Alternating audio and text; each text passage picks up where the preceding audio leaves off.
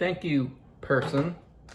I don't know who just handed it off to me, but I hope you did a delightful job. I'm sure you did a delightful job. Gentlemen, welcome back to Safe Space. Candle is lit. I don't really know how to open this episode. I was thinking about talking about Tony's heartbreaking, crushing, painstaking loss on Monday night. Kind of sucked that he didn't even stay up for it. What the fuck was that, Maroli? You can't even stay up for it and watch your fucking team when your team's season's on the line? But I don't know. That feels like it's kind of in the past. Plus, he's technically not eliminated.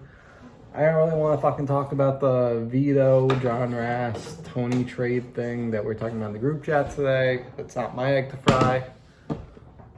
Let's open with Narduli's takes on who's in the playoff hunt right now. Marsh will give you the fucking stats. He'll tell you, like, this needs to happen, this needs to happen. I'll give you the fucking real talk of, like, if you're actually going to make the playoffs.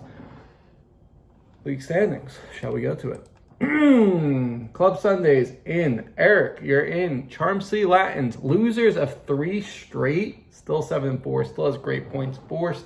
James, I'll say you're 90% and you just need one more time. You're not going to lose 6 straight to lose a season, right? Right? Borelli, 7-4 as well. Winner of 2 straight points. Solid.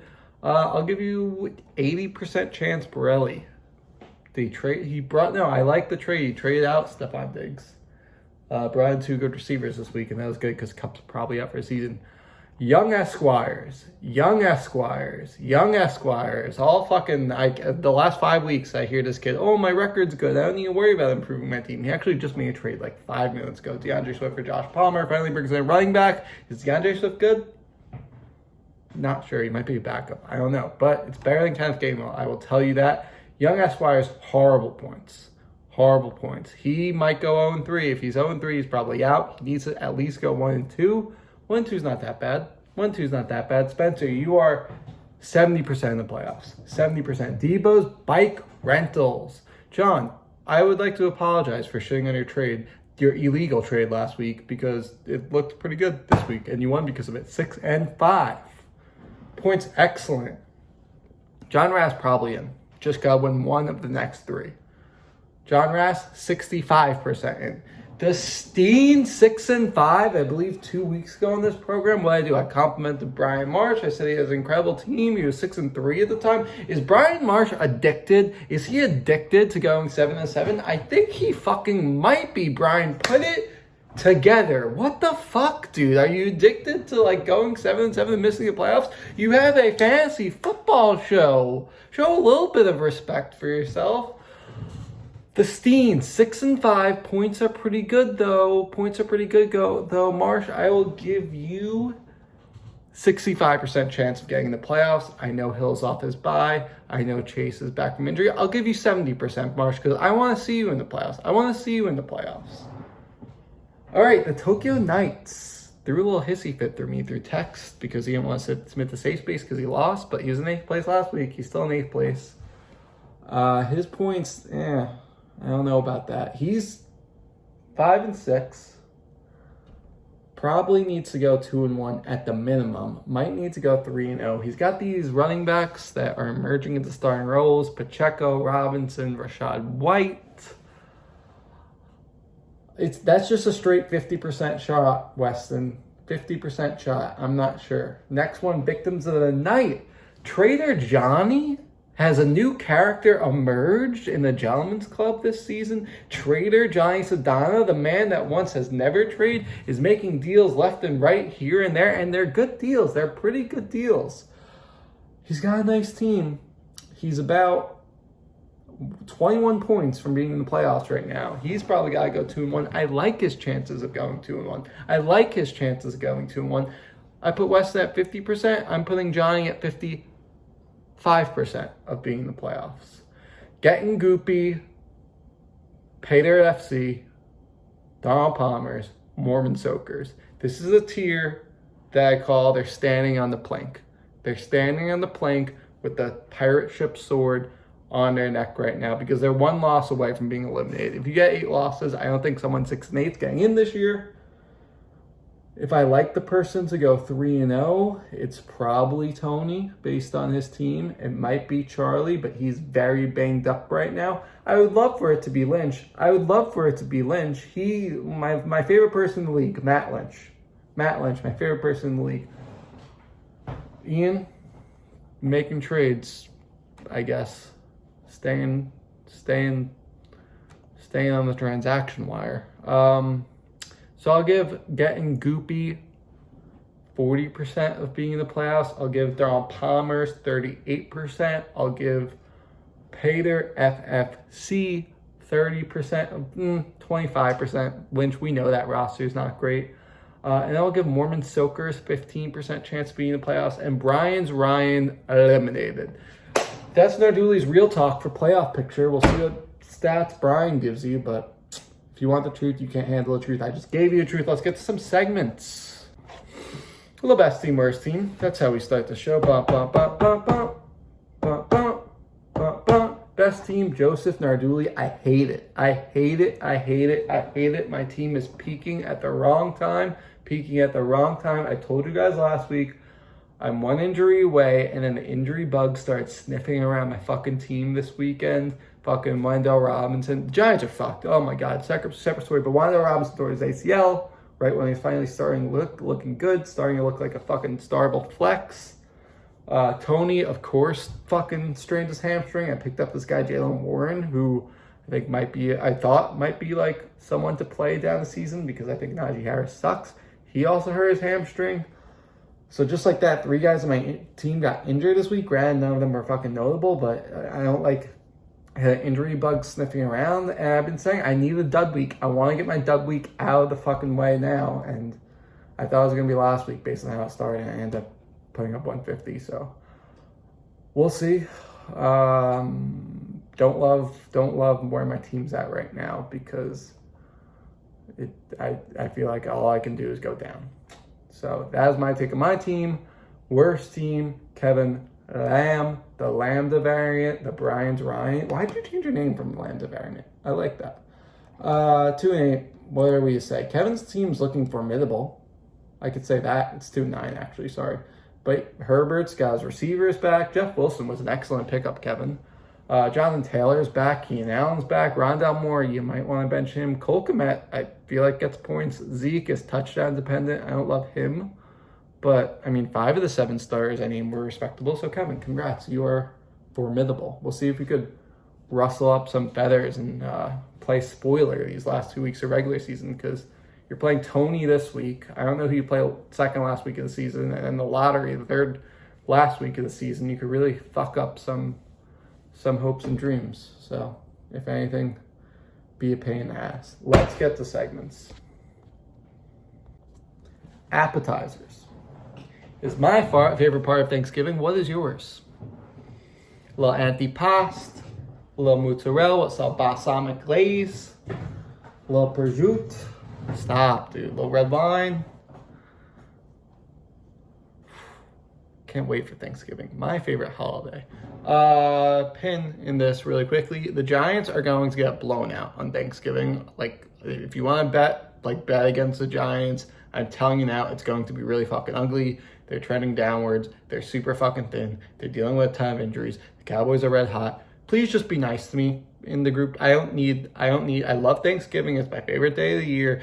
The Giants are playing on it for the first time, I believe, in my life. Actually, they played against the Broncos on Thursday night, like 10 years ago, and also got smoked.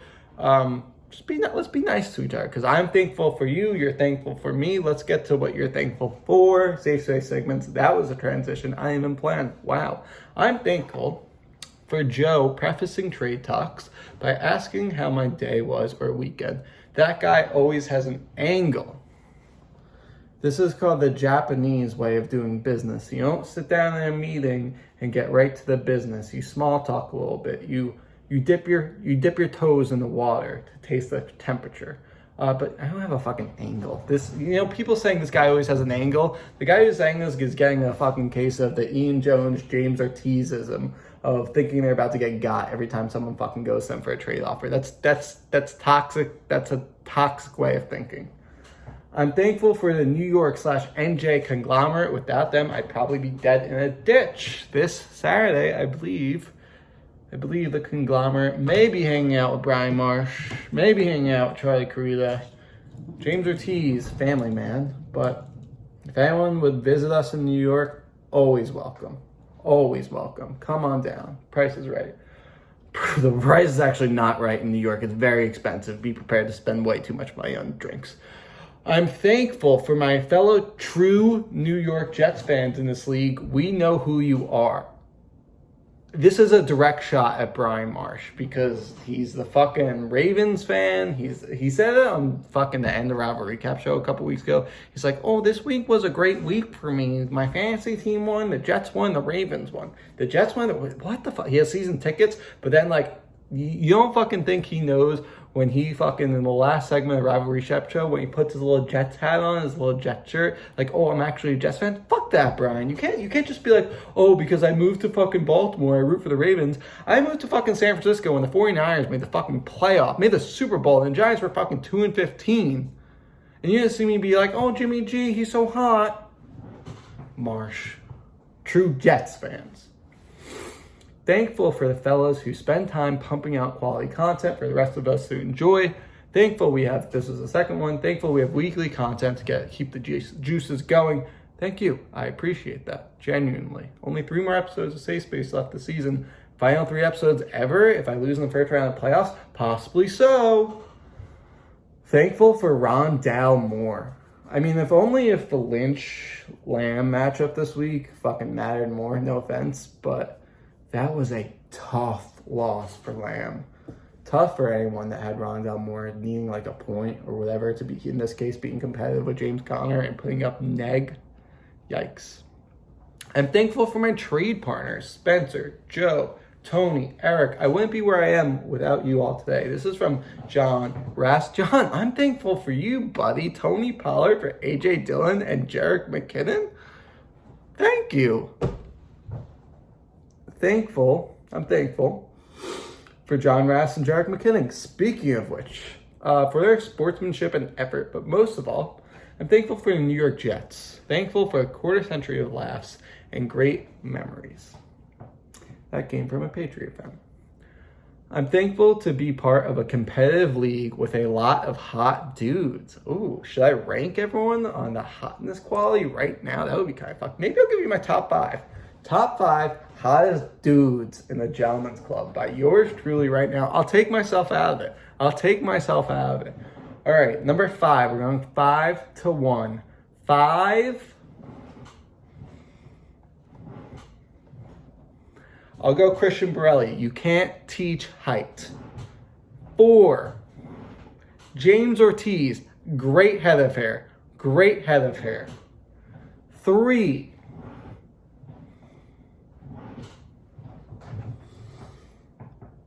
I'll go John Sedano. His dad's rich. 2.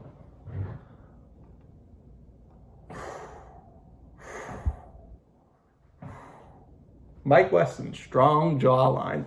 And 1, I teased them earlier before in the show, Matt Lynch. Those eyes, I get lost in those eyes. You kidding me? We'll have to cut this segment. What? All right. Next segment. I'm thankful for lots of the fair trade offers this year. That was from John Sedano, Trader Johnny. Made another trade today after he submitted that. Brought in Stephon Diggs. His team's really fucking good. Will he make the playoffs? I'm thankful to compete against my friends, even if them are total scumbags. Should I rank the top 5 scumbags in the league? Ian Jones? Anthony Marullo? Eric Olson? Cranky Brian Marsh when he's cranky? Snake Carita? Spencer Sklar? I don't know. You tell me the word. I'm thankful to see we might see Jamar Chase back this week. That was from Brian. I actually don't think he's playing this week. I think it's next week. I'm thankful for my team winning 7 straight to allow for a mid-season losing streak. Yeah, James Ortiz, I guess he started out like 0-1, won 7 straight, and now has lost 3 straight. Streaky James. I'm thankful for Joe's progression on camera. I don't know what that means. Progression on camera. Ortiz constantly being a douche. Marsha's imploding per usual. And the 8 seed always being a possibility. And lastly, I'm thankful to see John Rass still enjoys being taken advantage year after year. Always puts a smile on my face. If I end up playing Rast in the playoffs this year, I'll put together a little fucking like compilation of all the safe space videos across the years because they're all very similar and they're all me yelling at Rast for being an idiot, a moron, a nimwit. Safe space submissions, shall we? Breaking news, 10:41 p.m. I just traded for Christian Watson for Michael Carter. So I turned Alexander Madison to Christian Watson. I need a second receiver. Christian Watson, could be you. Kind of looks touchdown dependent, but could be you. Fair trade, Spence. Way to actually have running backs now. DeAndre Swift, Michael Carter. You're viable. And you didn't give up Jefferson. You held your ground. You held your ground, and I respect that. Gentlemen, this is a safe space, and this is how we end every episode. With your safe space submissions. Charles, it's really unfortunate that Fields will be playing the lethal Jets defense during our matchup. I wish you nothing but the best. Spencer, Charles responded, he said, my good friend, maybe you could bench Justin Jefferson for me? Someone come get one of my wide receivers for a running back. Anyone not named Joe, please. This is from Spencer Sklar. He ended up trading Josh Palmer and Christian Watson for DeAndre Swift and Michael Carter. Not bad at all. Happy trade deadline, everyone. Don't be afraid to swim. The water is warm. Trade deadline Friday. We're gonna have a lot of rule changes next year. One of them, I think the trade deadline should be on Wednesday. It feels weird that it's after Thursday and it's after Thanksgiving Thursday when there's 3 games. So like everyone that plays on Thursday won't be even eligible to be traded on Friday. It just feels like we should just rip the Band-Aid off on Wednesday, and once the week starts, it starts. But the trade deadline is Friday. The league's been active in trades lately, but so many people are competitive, and Kevin, too, which I respect, is holding his own ground and not selling. So I'm not sure if any more deals will happen this week. I knew the John Sedano 2-for-1 was going to happen after he had 4 really good receivers, but we'll see if any other blockbusters happened. I've went up a few trees, barking my head, chipping my chipmunk, but people seem to be holding for it. We'll see what happens. Tell Joe the unexpected strikes when you don't expect it. Well, Lynch, since you just told me that, shouldn't I expect it? Next submission, fuck Eric. That was it. That was the whole submission. That's why I wore the shirt. I love it. Hey, Jarek McKinnon, you fuckface. I'm going to carry your head around on a stick like I'm a gay person holding the pride flag at a parade. Last one. Hope everyone has a great Thanksgiving. No, I hope you have a great Thanksgiving. Have a lovely Thanksgiving. Week 12 next week. The football season's almost over. That's wild. Week 12. It is the stretch run. This next time you're watching this video, you might be eliminated. Let's hope for no injuries. Let's hope for a good weekend. Better weekend football than last weekend. Last weekend sucked. Godspeed. Thank you, Joe. Probably didn't even realize he was sending it back to me for the scenarios at the end, but I'd like to thank our participants in this week's episode before I get into the scenarios. Mr. Olson, Mr. Marullo, Mr. Rast, and Mr. Narduli, as always. Thank you very much. And before I get into scenarios, I'm sure this got talked about, the whole trade debacle with Tony and Rast.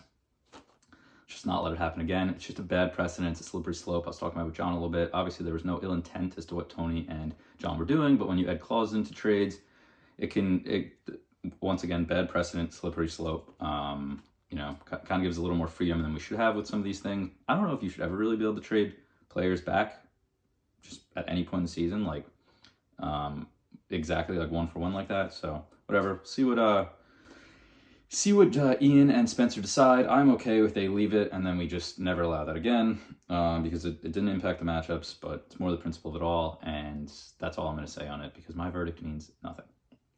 So, scenarios. Joe Narduli, you have clinched the playoffs at 9-2. The magic number right now for the playoffs is 8, and you have 9. So, not only that, you have a very good chance at locking up the 1 seed. You're up 2 games on a bunch of 7-4 guys. You have a 100-point gap on Olsen, who's the closest to you. So, you got to just, if you win 1, Joe, and you maintain that cap, one of your last 3, you'll also get the 1 seed. So, that's pretty good. Your team's 9-2 and absolutely rolling, so that might be a lock. I'd put my money on it for Joe to get the 1 seed.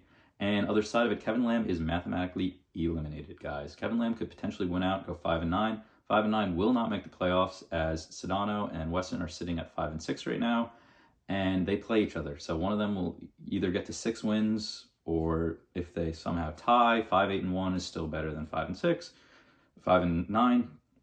So Kevin Lamb's out. Okay. Let's go back to the top. Eric is 7-4. Ortiz is 7-4. Spencer 7-4, and Christian is 7-4. The magic number I said is 8. So for simplicity's sake, win one of these games, you clinch the playoffs. Eric, James, Christian, and Spencer. That's the simple way to get in. But obviously you guys want to look for more than that. You know, you want to make sure you pick. So try and win as many as possible. That's also pretty fucking simple, right? But can you get in if you lose out? Absolutely. I'll start with Eric and Ortiz. Eric plays Sedano and Christian. So that his game against Sedano is pretty big because Sedano's sitting in the 9th spot right now. Maybe not so much for Eric as he's sitting in the 2nd spot and has very high points for. But for a lot of us in the lower half of the playoff grouping, this is a big one. And we're rooting for Eric. Crazy. Ortiz plays Rast and Charlie. Gotta say, I'm rooting for Ortiz against Rast because Rast and I have the same record. And how do they get in at 7-7, right? So if they lose out, they have very good points for, so that's why I'm grouping these guys together, and I'll get to Christian and Spencer in a second. Ortiz has over 100 points on Weston, Olsen has almost 200 points on Weston, and they have even more than that on Sedano. So they would need to maintain that, basically, because Weston and Sedano both can't go 8-6. You know, in best world for both of them, one of them's 8-6, one of them 7-7. And as long as Ortiz and Christian can maintain that 100-point gap, Ortiz and Eric, I'm stumbling over my words, I apologize. Ortiz and Eric can maintain that 100 and 200-point gap over Weston and Sedano, then they're fine and they can go in at 7-7. Or if, you know, Sedano or Weston loses 2 out of their last 3, then that also clinches it for Eric and Ortiz. Christian and Spencer are in a little tougher scenario because their points for is very similar to Weston and Sedano. Christian, what does he have? I think he's got 55 points on Weston, 76 on Sedano, so he's in a little better spot. He could go 7-7 and just net more, similar to Ortiz and Eric. It's just a smaller gap. But winning one is obviously the most simple scenario. Or Weston or Sedano losing 2 of 3. Okay, pretty straightforward for those guys. Spencer has 1142. Spencer has less points than Weston. So that's where it gets a little hairy, because if Spencer loses out, there is a chance that he does not make the playoffs. But he just solidified his roster, so he's got to feel pretty good. And Spencer plays Charlie and Lynch, 2 guys who are 4-7 and have certainly had their ups and downs this season. So Spencer's got to feel pretty good about the playoffs, but there is certainly a nightmare scenario out there where he loses out. Let's say, for argument's sake, Weston's the one that goes 8-6, Sedano goes 7-7, and Sedano nets more points than Spencer. Would hate to see a nightmare scenario like that play out with 3 weeks to go. Next grouping, it's Rast and me. We are actually very good on points for, although we are 6-5. So, simplest way, get to 8 wins, right? Win 2 out of your last 3 matchups. Rast plays Ortiz and Ian, and then obviously the week 14 unknown. I didn't even address that yet. This makes this so much harder when we don't know who people play week 14. And I'd like to propose that maybe we do the selections before the season, and we just do it every year and make it like a whole draft thing, so you know who you're playing twice before the season, because it helped me out for the scenarios. I will say it makes for a very exciting week 13 when Ian and I did it last year, and we're got to plan something this year, but it really leaves a lot up in the air when you don't know who's playing each other, because just last year, Weston and Sedano play each other week 13 every year. They got paired to play each other week 14. If that happens again, that would be absolute madness, and it would probably come down to who gets the 8th seed, and they play each other twice in a row. I don't know if it's going to happen again this year. It's obviously random, but wouldn't that be something? Anyway, let's get back to Rast and me. So Rast plays Ortiz and Ian, as I said. Win 2, he's in. Win 1, and he would be 7-7, say if he only wins 1 out of his last 3. Same with me if I only win 1 of my last 3. But in a best case scenario for Weston and Sedano, as I've mentioned multiple times already, 8-6 and 7-7 is the best that they can do since they play each other. And Rast has almost 200 points on Weston, over 200 points on Sedano. I have 150 points on Weston, 170 points on Sedano. I think both of us got to feel pretty good about those gaps. It obviously could change. The Steens have not been playing well the last few weeks, but hopefully we can get Jamar Chase back. Maybe this week, maybe next week, not sure. And yeah, so Rast and I are actually in a pretty solid position due to our points for and tiebreakers. If we go 0-3, okay, 6-8, leaves the door wide open for basically everyone who's mathematically still there, because none of the 4 and 7 teams play each other that we know of, unless it happens week 14. So in theory, they all could win out. And that would put me and Rast in a horrible position and miss the playoffs if we finish 6-8 and say 2 out of those 4 guys win out, and maybe Sedano and Weston also get to 7 wins. It's endless, so I'm going to stop it there for me and Rast. But I just wrote, if we go 0-3, the door's wide open for everybody. If Rast or I lose out, or if both of us lose out. If both of us lose out, it's really wide open. But if one of us does, it could certainly get real messy, and it really keeps the 4 and 7 guys alive. Okay, Weston and Sedano, guys. The matchup to watch next week, not this upcoming week, next week, week 13 is when they play. Weston has Ian this week, and Sedano has Eric. So you got to think Weston has the easier matchup, but Ian's been kind of rolling. He's won 2 in a row, and it's tougher than it would have been early in the season. But Ian's making some trades, trying to solidify that starting lineup. I don't really know about that DeAndre Swift for Palmer trade, but who knows? He's hated DeAndre Swift all season, and he hasn't done much. But I did see NFL.com put out a headline, Swift giving, ? So NFL.com expects big things out of DeAndre Swift tomorrow on Thanksgiving. We'll see if he can produce. Back to this, Weston or Sedano. Win 3, you're in. You win out 8, you get to 8, you're in. If you win 2 and either Rast or I lose out, you're good. 7 wins will be good if Rast or I finish at 6-8. So in theory, if Rast or I lose out, your matchup next week doesn't mean as much, and both of you could very well get in. So you got to try and take care of things this week and put yourself in a good position going into that huge week 13 matchup. No scenario that you get in losing out at 5-9. And then if you were to go 6-8, so say for scenario's sake, we'll say Weston wins the Sedano matchup, right? He's got 6 wins. He loses his other 2. He finishes 6-8.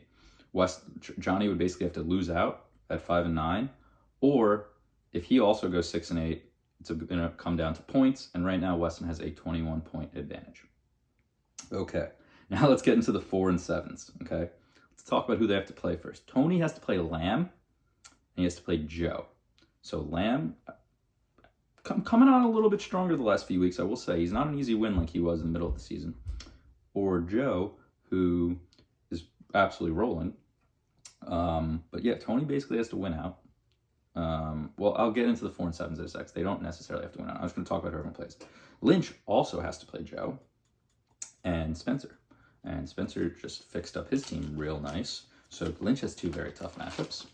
Charlie has to play Spencer and James. So 2 guys who are most likely making the playoffs. And then Ian has to play Weston and Rast.